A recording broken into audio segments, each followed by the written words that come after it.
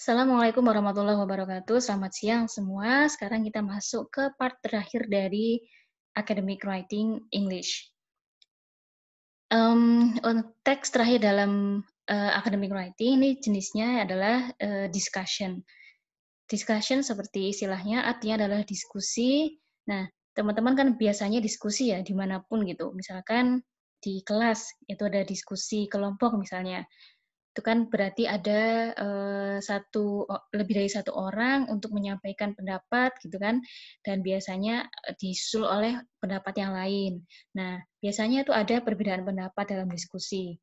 Contoh gampangnya diskusi itu adalah, ketika ingin membuat suatu kesimpulan terhadap, permasalahan atau mencari solusi terhadap masalah tertentu. Ini kan biasanya akan ada diskusi antara 2 orang atau lebih. Bentuk lain diskusi juga adalah, debat gitu. Kalau diskusi umumnya adalah mencari solusi, kalau debat mungkin untuk mempertimbangkan manakah yang lebih tepat gitu. Makanya kalau debat tuh pasti ada 2 sisi yang berlawanan kan, ada yang pro, ada yang kontra. Nah, discussion text ini kurang lebih juga sama. Discussion text intinya adalah menuangkan dalam bentuk tulisan bentuk-bentuk diskusi yang teman-teman bayangkan tadi. Dalam genre academic writing, discussion ini satu dari 7 genre gitu ya, teman-teman sudah pelajari semua. Seperti apa sih ciri-ciri dari discussion text? Discussion text ini adalah teks yang dibuat untuk, menyajikan paling tidak minimal itu 2 sudut pandang terhadap sebuah permasalahan. Mengapa teks discussion ini ditulis? Tujuannya adalah yang pertama, untuk memberikan perspektif yang baru tentang sebuah isu atau satu hal tertentu, berdasarkan berbagai macam argumen yang beredar. Satu orang kan umumnya mempunyai satu sudut pandang ya. Nah, sedangkan kepala satu dengan kepala lain biasanya beda sudut pandangnya atau beda pendapatnya. Nah, di sini di text discussion ini mencoba untuk menghadirkan berbagai macam sudut pandang atau berbagai macam argumen tentang satu hal. Sehingga pasti di sini akan menyajikan beberapa sudut pandang yang berbeda. Minimal itu 2, tapi bisa lebih dari itu. Lalu untuk, menyajikan berbagai macam, informasi, fakta, dan argumen yang mendukung setiap, sudut pandang yang disajikan. Jadi tidak hanya oke misalkan tentang, apa namanya, makanan organik misalkan.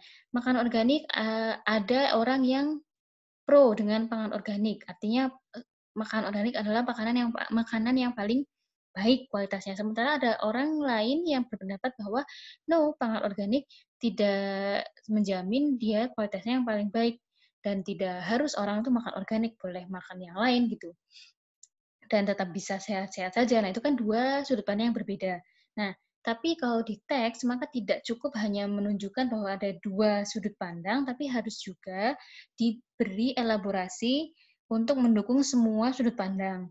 Ya, misalkan sudut pandang yang pertama yang menganggap bahwa makanan organik itu, yang terbaik gitu, berarti harus ada beberapa penjelasan, beberapa kalimat yang menjelaskan tentang argumen ini. Kemudian pendapat yang menyatakan bahwa, "No, pangan organik adalah, pangan yang sama levelnya, sama kualitasnya dengan makanan yang non-organik," maka berikutnya harus ada data-data, fakta-fakta, atau argumen, kalimat-kalimat yang mendukung, sudut pandang yang kedua, gitu. Nah, contoh dari discussion, secara tertulis ini misalnya adalah materi dalam seminar yang biasanya, ada disajikan oleh pembicara. Nah, biasanya itu, lebih dari satu sudut pandang. Dia akan menyajikan dari point of view satu, point of view 2, dan seterusnya. Nah, bagaimana sih strukturnya gitu ya, kalau tadi di teks yang lain misalnya di exposition tuh ada 3 struktur, yaitu thesis, kemudian argument, dan reiteration. Nah, discussion ini strukturnya ada 4. Yang pertama adalah issue, yang kedua arguments for atau pro, yang ketiga arguments against atau cons, dan yang terakhir conclusion atau recommendation.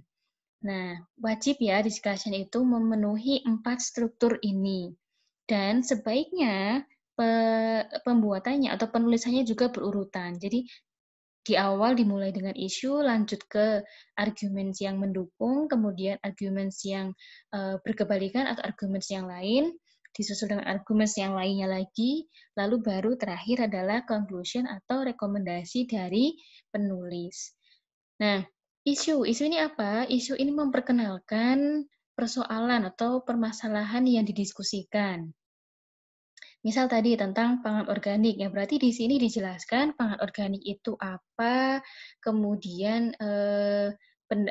pendapat yang pertama seseorang ada yang intinya di sini dinyatakan bahwa ada perbedaan pendapat dalam masyarakat mengenai kualitas dari pangan organik. Ada yang berpendapat terbaik, ada yang berpendapat bahwa kualitasnya sama saja dibandingkan dengan makanan yang non-organik gitu.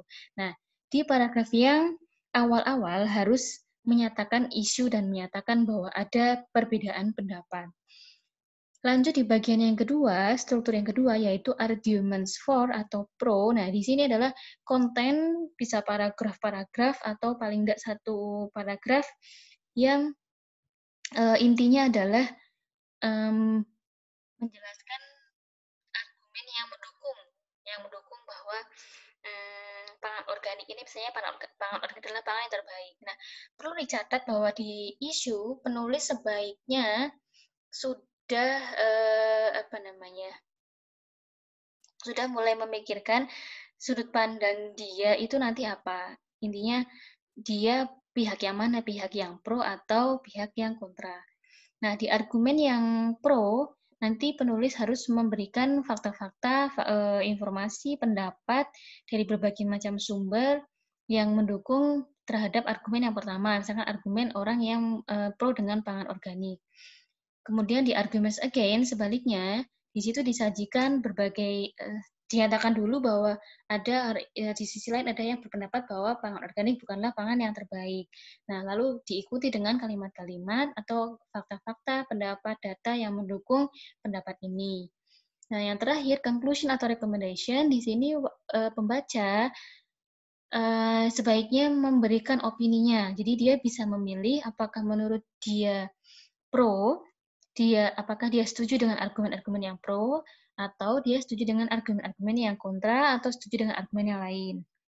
Atau bisa juga writers ini sifatnya adalah tidak 100% pro dan tidak 100% kontra. Artinya dia menurut dia cenderung ke pro, tetapi dia memberikan saran. Makanya di sini ada juga rekomendasi. Biasanya di bagian terakhir tidak hanya conclusion, tapi penulis juga merekomendasikan satu solusi bagaimana sih supaya ideal. Gitu. Nah, tapi paling enggak itu sudah ada conclusion. Artinya pernyataan dari penulis dengan segala macam pertimbangan argumen yang sudah disajikan, maka menurut dia yang benernya menurut dia pengennya masuk ke pendapat yang mana. Jadi lihat kaidah bahasa dari discussion yang pertama kita mulai dari yang akhir, dia menggunakan simple present tense. Nah, oke. Kemudian kita yang pertama ini ada introducing category or generic participant. Jadi dia memperkenalkan kategori masalah yang sifatnya itu umum atau secara umum diketahui oleh masyarakat gitu ya, atau kelompok tertentu. Jadi bukan hal-hal yang sifatnya spesifik atau pribadi. Jadi nggak mungkin di sini curhat bahwa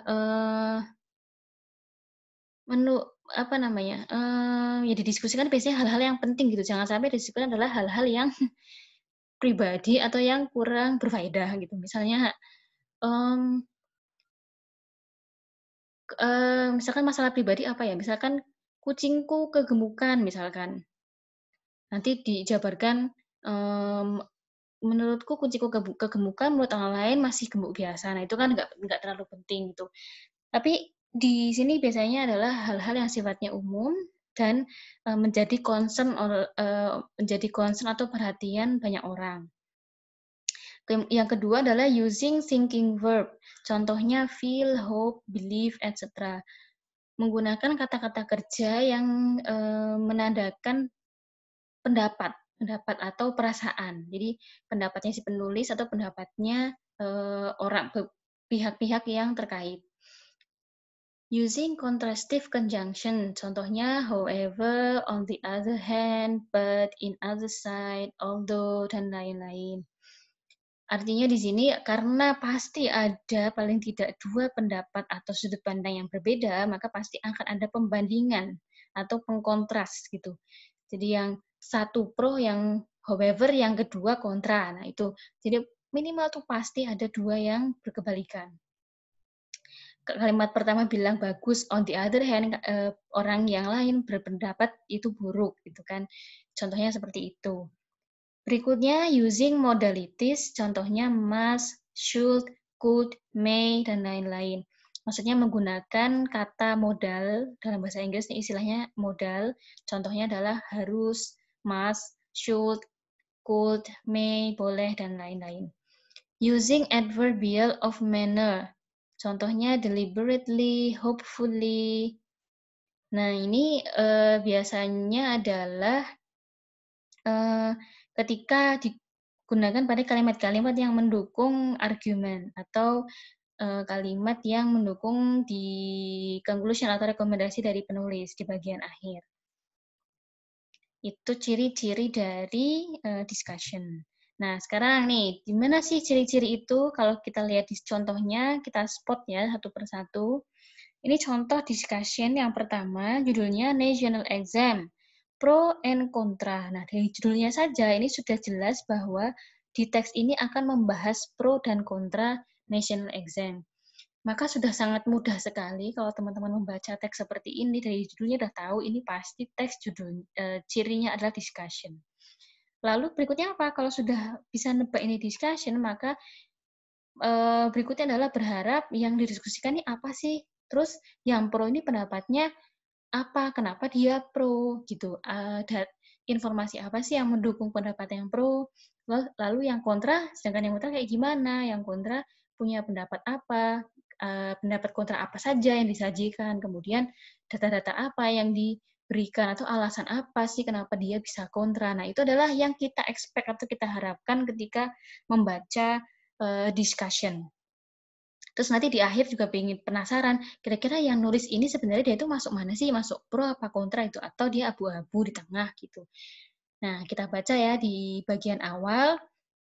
Di bagian awal ini pasti akan memuat isu atau permasalahan yang didiskusikan. Karena judulnya tentang national exam, maka otomatis di paragraf awal, boleh satu atau boleh dua paragraf itu pasti membahasnya tentang national exam. Nggak mungkin membahas yang lain. National exam becomes the hot topic in most of discussions among students, teachers, and parents. Some people believe that national exam is not necessary for students as a requirement to be able to graduate from a school. Itu satu sisi. Nah, kalimat berikutnya, in the other hand, other people see national exam as an important indicator to know whether students have mastered all school's materials or not. The debate among society among national examination goes on until now. Nah, dari sini teman-teman bisa mulai tebalkan atau mulai garis bawah mana sih yang dipertentangkan gitu. Nah, kita bisa lihat di kalimat kedua, some people believe that, ada satu golongan orang yang berpendapat bahwa national exam itu penting. On the other hand, di sisi lain, ada kelompok orang yang pendapatnya berbeda. Dia menganggap bahwa, di kalimat yang kedua, ada beberapa orang yang menganggap bahwa national exam ini nggak penting, not necessary, untuk menjadi persyaratan kelulusan. Nah, in the other hand, di sisi lain ada orang yang punya pendapat lain, di mana dia mengatakan bahwa dia berpendapat bahwa mereka berpendapat bahwa national exam, ujian nasional ini penting. Kenapa? Karena untuk menjadi indikator apakah siswa itu sudah menguasai materi yang dia pelajari di sekolah atau belum. Nah, oke. Di bagian paragraf pertama ini sudah mengerti bahwa ini mau bahas tentang national exam dan ada dua sudut pandang yang berbeda. Nah, di paragraf berikutnya, pembaca pastinya akan berharap mulai dari yang pertama dulu nih, yang believe bahwa national exam itu not necessary. Mau dibahas sejauh apa sih? Apa aja sih ininya, alasannya gitu. Maka di paragraf kedua, awalannya adalah for people who agree, national exam is necessary for students as a requirement to graduate from school. Oke, ternyata ini penulisnya mulai dari pendapat yang kedua. Nggak masalah, nggak apa-apa, nggak harus urut, tapi yang penting tidak keluar dari preview yang sudah diberikan di paragraf-paragraf awal. Penulis mulai dari pendapat yang kedua, yang menganggap bahwa di national exam ini perlu atau penting. For people who agree, national exam is necessary for students as a requirement to graduate from a school. People who support the national exam explain that the quality of the Indonesian education will drop without the national exam, so they try to defend the current system. They also think that national examination can motivate students to study harder. Ini adalah argumen for. Sudah jelas. Berikutnya, boleh argumen for lagi, boleh juga argumen yang against. Ini penulis diberi kebebasan. Intinya di sini adalah dia menyatakan bahwa ada sekelompok orang yang beranggapan bahwa ujian nasional ini perlu. Nah, kalimat pertama, perlu untuk persyaratan kelulusan. Kalimat berikutnya sebaiknya dielaborasi lagi. Kenapa gitu? Karena di Indonesia, melihat kualitas pendidikan di Indonesia saat ini, kalau nggak ada ujian nasional, maka biasanya sekolah akan cenderung jor-joran gitu ya untuk meluluskan siswanya, karena nggak mungkin dia pengen reputasi yang jelek gitu kan dengan cara ada yang nggak lulus, pasti pengen sekolah itu lulus 100%. Makanya kalau nggak ada ujian nasional ya artinya justru makin merdeka. Oke, semua pasti lulus, terserah siswanya mau nilainya bagus atau buruk. Pun dari segi siswa, they also think that national examination can motivate students. Oke, they also think that national examination can motivate students to study harder. Di sini kan menunjukkan bahwa biasanya kalau ada ujian, siswa itu akan semangat belajar. Gitu. Itu kan karakter dari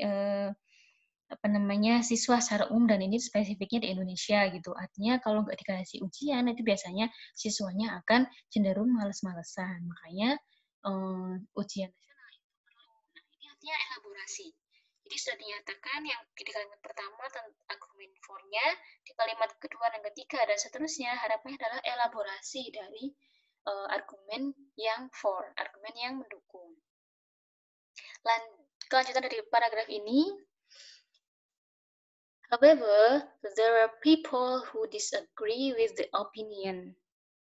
Nah, ini sudah jelas. Kalimat pembukanya itu however.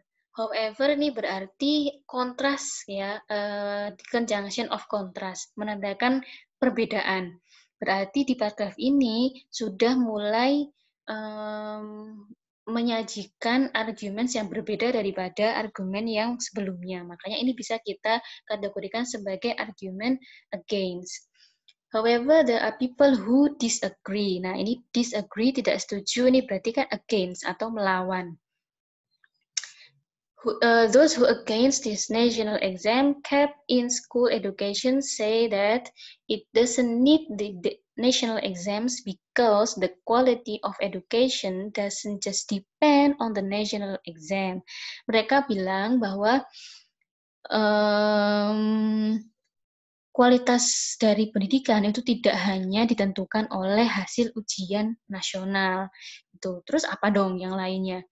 Nah, makanya di kalimat berikutnya, further, the national exam only measure a small portion of students' competence in specific subjects and doesn't measure students' competence throughout the semester. Berarti dia mengelaborasi lagi bahwa kualitas pendidikan itu tidak hanya dari hasil ujian subjek tertentu, di mana kalau di ujian nasional kan hanya beberapa subjek ya, nggak semua subjek.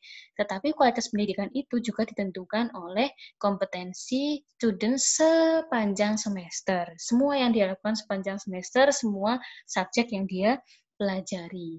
Nah, ini salah satu contoh elaborasi dari argument against. Tapi jelas di kalimat pertama harus dinyatakan dulu argument against-nya itu apa. Kalau di paragraf ini berarti however there are people who disagree with the opinion. Ini kalimat argument against-nya. Itu. Sebaiknya seperti itu, jadi mulailah menulis paragraf itu adalah kalimat pertamanya kalimat inti. Kalimat inti dari paragraf. Nah, kalimat berikutnya gunakanlah sebagai pendukung dari kalimat inti. Gitu. Boleh aja sih taruh di kalimat terakhir dari paragraf argument tapi biasanya itu akan menyulitkan pembaca. Jadi lebih baik diletakkan di awal paragraf. Paragraf berikutnya, kira-kira apakah masih arguments atau sudah yang lain ya? Ternyata pembukanya, in conclusion, national examination can still be useful as an instrument to evaluate or detect the level of students' cognitive competence in several subjects on the national scale. Kesimpulannya, oke, berarti di sini sudah masuk ke kesimpulan, sudah masuk ke struktur yang keempat atau struktur yang terakhir, yaitu conclusion. National examination, ujian nasional, masih berguna, masih perlu ada sebagai instrumen untuk mengevaluasi level kognitif dari siswa secara nasional. Satu poin gitu ya. However, nah ternyata si penulis ini nambahin however nih, berarti dia punya syarat gitu ya, syarat untuk mendapat yang ini. However, it is not fair if only national exams score that judge whether students pass or not. Tetapi nggak adil kalau national exam ini menjadi satu-satunya cara untuk meluluskan atau tidak meluluskan siswa. Jadi ternyata sebenarnya si penulis ini termasuk orang yang pro bahwa national exam sebaiknya tetap ada gitu, jangan dihapus gitu. Itu karena penting untuk menilai aspek kognitifnya siswa. Tetapi tapi dia menambahkan bahwa kalau itu menjadi satu-satunya cara untuk meluluskan atau tidak meluluskan, maka itu menjadi tidak tepat gitu. Nah, berarti kan dia sebenarnya pro, tetapi dia punya syarat gitu, nggak 100% pro, terima sekonyong-konyong bahwa oke, pokoknya aku pro nasionalisme harus ada, terserah nanti itu sebagai dilaksanakan mekanismenya seperti apa, sebagai syarat lulus atau enggak, pokoknya terserah, yang penting ada, nggak seperti itu ya, tapi dia punya sudut pandang dia sebagai penulis. Government should make a regulation that national exam is not the only requirement for students to graduate. Ini ada kata-kata should, government should. Should, seharusnya, sebaiknya. Nah, ini kan berarti penulis sudah memberikan rekomendasi. Oke, terus kalau dirimu udah bilang, kalau penulis udah bilang bahwa national exam ini perlu tetap ada, biar nggak biar efek-efek negatifnya nggak ada, biar poin negatif itu tidak terjadi, harus kayak gimana? Dia menyarankan kepada pemerintah untuk membuat regulasi bahwa ujian nasional tidak sebagai satu-satunya cara untuk student itu lulus gitu. Harus ada parameter-parameter lain, maksudnya seperti itu. There should be other requirements added, such as students' daily score, behavior, and achievement. Dia menyarankan pemerintah menambahkan poin-poin lain untuk dianggap sebagai aspek kelulusan, misalnya skor harian, perilaku atau attitude gitu ya, sopan santun, dan prestasi-prestasi lain di luar kelas, misalkan ikut kompetisi barangkali ya, dan lain sebagainya. Nah, di sini penulis tidak perlu menjabarkan lanjut daily score nih kayak gimana, behavior nih kayak gimana, achievement nih seperti apa. Enggak. Karena kalau itu dilanjutkan, maka justru akan menghasilkan pembahasan lain yang melebar atau menambah topik lain di luar topik diskusi. Maka sebaiknya dalam conclusion itu diperhatikan betul menulisnya. Pertama, kalimat pertama langsung jebret pendapatnya penulis apa? I believe that it is true, I believe that it is good, atau it is bad. Tuh, nah kalimat berikutnya boleh kalau mau memberikan rekomendasi supaya semakin bagus, supaya ideal menurut penulis, baiknya yang apa yang dilakukan gitu dan oleh siapa. Gitu. Misalnya kalau di sini ternyata dia memberikan rekomendasinya ke government. Mungkin aja dia memberikan rekomendasinya adalah kepada student misalkan atau kepada siswa atau kepada sekolah, bisa saja gitu. Nah, tapi cukup satu rekomendasi saja sebaiknya, atau tidak berlebih-lebihan memberikan rekomendasi, karena di conclusion kita sudah menyimpulkan discussion yang panjang di atasnya. Sebaiknya tidak menambah diskusi baru. Itu salah satu contoh dari discussion. Jadi urutannya jelas ya, pertama tesis, kemudian arguments yang mendukung, kemudian arguments yang against atau yang kontra dengan argumen yang pertama. Yang terakhir adalah kesimpulan atau rekomendasi, dan ini letaknya tidak dibolak-balik. Nah, satu lagi contoh tentang discussion text ini, temanya adalah video games. Oke, apa sih yang mau dibahas di sini? Kalau ini discussion, pastinya adalah membahas pendapat orang-orang tentang video games. Nggak mungkin ngomongin video games ini dibuat oleh siapa, bagaimana caranya, isinya apa, kemudian video games yang bagus sama yang enggak nih kayak gimana, enggak ya, itu bukan discussion namanya. Nah, tapi itu namanya apa? Report. Oke. Nah, kalau di dalam discussion ini berarti mau ada pendapat nih tentang video games, dua paling enggak atau lebih sudut pandang orang-orang tentang video games. Nah, kita lihat dari paragraf pertama ya. Nowadays, the video games industry is developing rapidly. It becomes a multi-billion-dollar industry. Video games have become an important part not only in the children's life, but also in the adult's life. Nevertheless, there is an argument whether video games bring good or bad influences on children. Oh, ternyata yang mau didiskusikan adalah apakah video game ini baik untuk anak-anak atau enggak gitu. Jadi fokusnya adalah baik atau enggak dan untuk anak-anak gitu ya. Spesifik ke kalangan anak-anak. Meskipun di awal diawali dulu gitu ya.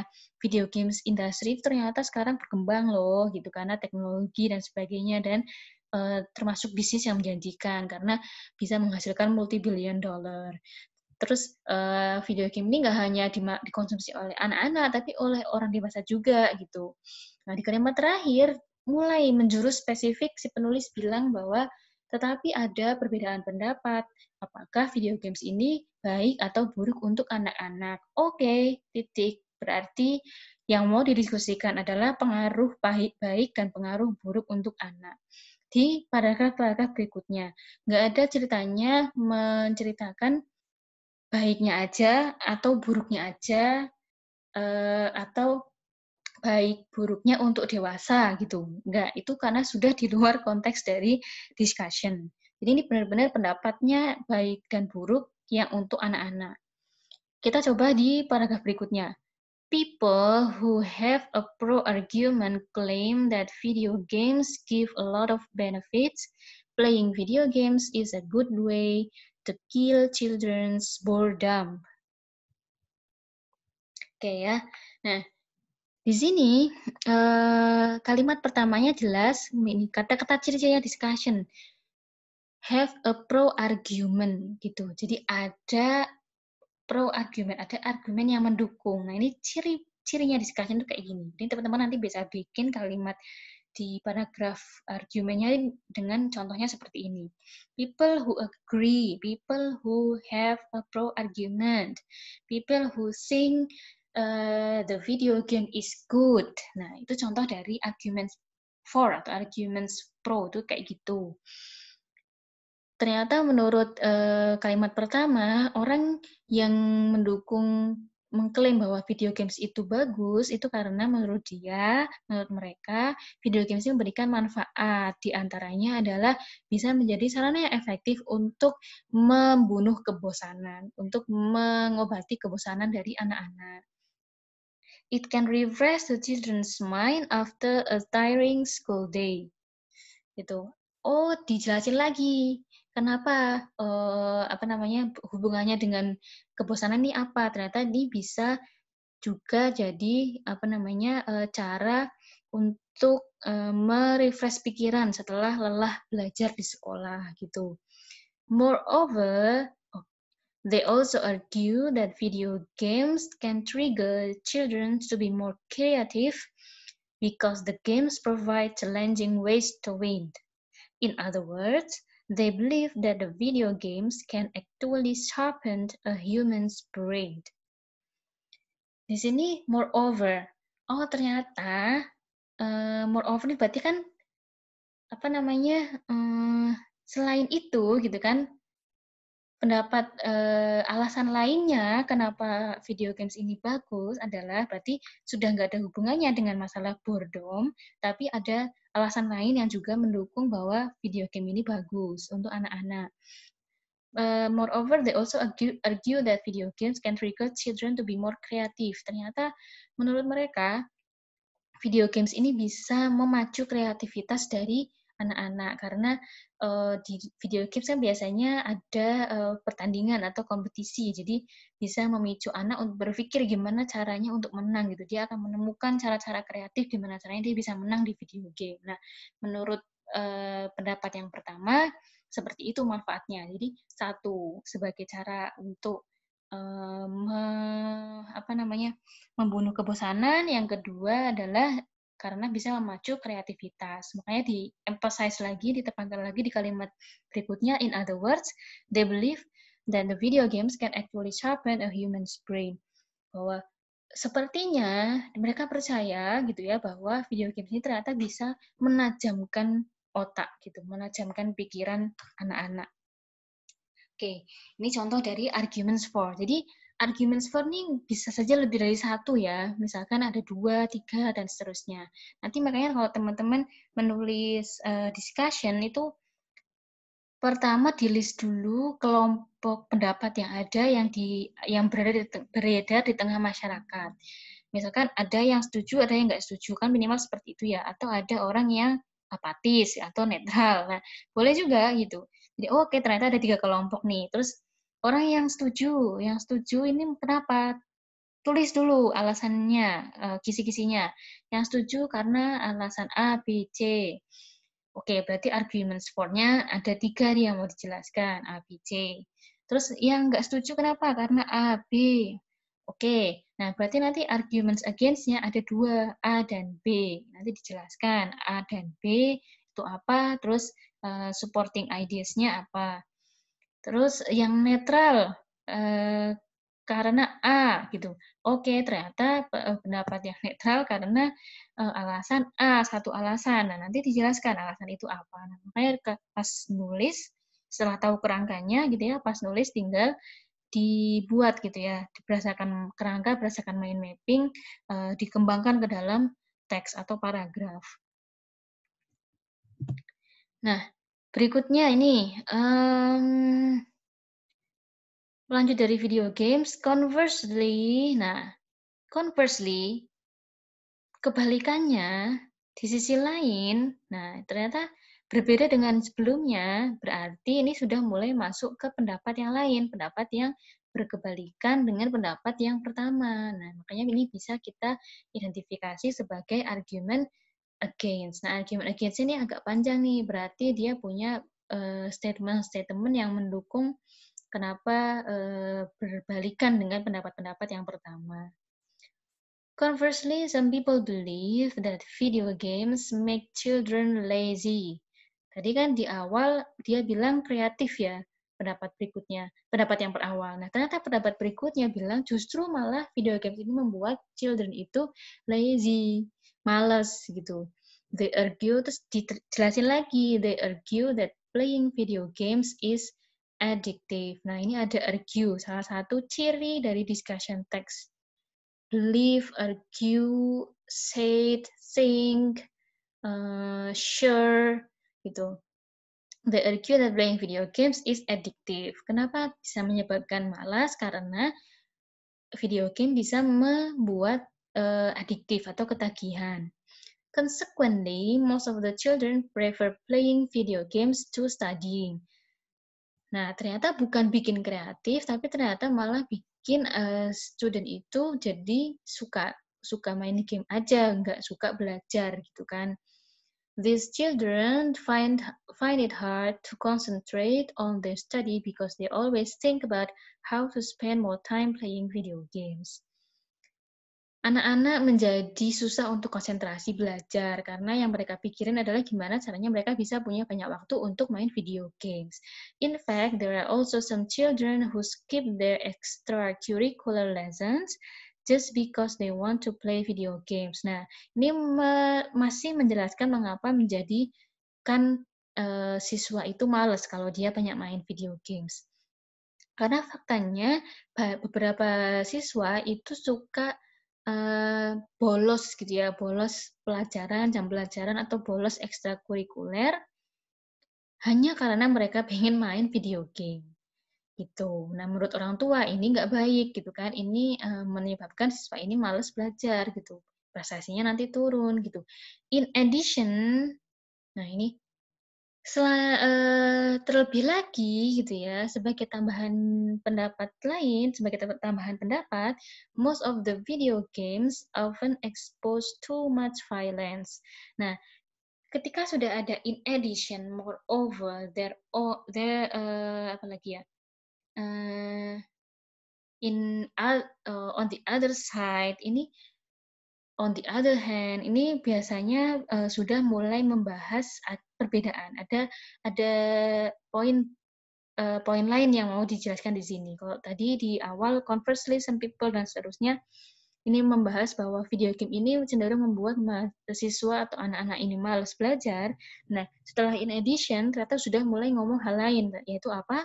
Too much violence. Karena di dalam video games itu biasanya ada konten-konten yang mengarah kepada kekerasan. 2 years ago in the USA, for example, a student shot his teacher and some of his friends. Newspapers say that the boy was deeply influenced by the actions in the video games he used to play with. Nah, ini elaborasinya adalah dengan cara contoh kasus. Jadi penulis memberi satu contoh kejadian fakta di Amerika Serikat, adanya seorang siswa yang akhirnya menembak gurunya dan beberapa temannya, dan setelah diselidiki ternyata aksinya ini diinspirasi oleh video games yang dia tonton. Nah, ini elaborasi yang bagus. Jadi sebaiknya setiap ada pendapat gitu ya, setelah itu diikuti oleh pendapat yang menguatkan atau diikuti oleh contoh gitu, supaya itu memperkuat pendapat tersebut. Nah, oke, kalimat atau paragraf berikutnya apakah masih argumen gitu kan? Pembukanya ternyata it is obvious that video games have more disadvantages than advantages. Oke, ternyata it is obvious that ini sama dengan in conclusion, to conclude, to summarize, based on the previous arguments, we can conclude that. Nah, ini kata sama. It is obvious that itu berarti sudah mulai menyimpulkan. Nah, berarti di bagian ini sudah menutup keseluruhan discussion, yaitu dengan conclusion atau recommendation. Dan menurut kalimat ini, si penulis menyatakan bahwa menurut dia video games itu punya lebih banyak disadvantages atau keburukan atau kerugian dan advantages dibandingkan manfaatnya. Jadi video games ini lebih banyak buruknya dibandingkan manfaatnya. Berarti penulis ternyata ada pada sisi yang against. gitu ya. Kalau tadi contoh yang pertama dia pro dengan national exams, maka yang ini penulisnya adalah against atau melawan, tidak setuju dengan video games. Therefore, parents should be very careful in selecting the appropriate games for their children. Should be ini sudah menunjukkan bahwa kalimat ini berisi rekomendasi. Merekomendasikan apa? Merekomendasikan bahwa perlu adanya kehati-hatian untuk memilih games. Siapa yang perlu hati-hati? Terutama di sini adalah mungkin orang tua gitu ya, atau guru, meskipun nggak disebutkan secara eksplisit gitu. Nah, jadi conclusion ini terutama harus ada pendapat dari penulis. Jadi penulis ini mau ikut pendapat yang mana? Itu satu. Kalau nggak ada itu, maka namanya belum jadi conclusion. Terus berikutnya didukung dengan rekomendasi. Terus menurut menurut penulis harusnya kayak gimana supaya tidak terjadi disadvantages untuk siswa, atau sebaiknya di masyarakat harus seperti apa gitu kan. Dan tentunya ini masih sesuai dengan kesimpulan atau pendapat dari penulis gitu. Artinya harus hati-hati nih, kalau di sini contohnya harus hati-hati milih video games, nggak boleh sembarangan. Nah, itu kan masih sesuai dengan pendapatnya penulis, bahwasanya memang video games itu ada nggak manfaatnya loh gitu. Karena tadi disebutkan di argumen sebelumnya, dia bisa mempengaruhi perilaku dari anak-anak. Nah, ini contoh dari discussion text. Jadi sebenarnya termasuk mudah gitu ya membuat teks academic writing dalam bahasa Inggris gitu, karena pakemnya ini sudah jelas. Jenis teks itu nggak mungkin melebar-lebar dari 7 jenis teks gitu ya. Yang terakhir ini discussion, dan setiap teks ini punya strukturnya yang pasti gitu ya, ada 3, 4 gitu kan, misalnya kalau discussion ini ada 4 gitu, dan nggak mungkin disusunnya biasanya itu berubah urutan gitu. Jadi pasti strukturnya, kalau strukturnya 4 ABCD ya strukturnya akan ditulis berurutan ABCD, nggak mungkin jadi BDAC atau BDCA dan seterusnya.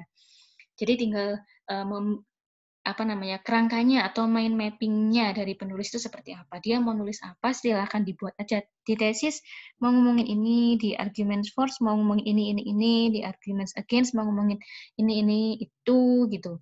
Terus di conclusion recommendation intinya mau seperti ini, mau ikut arguments yang mana gitu, mau arguments yang A atau arguments yang B gitu.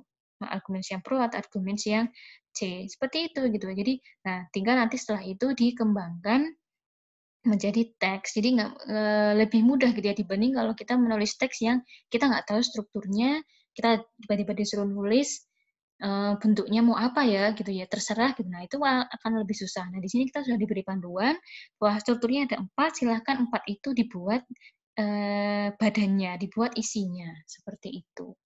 Nah, terus tinggal kaidah bahasanya kayak gimana, ya sudah ikuti aturannya.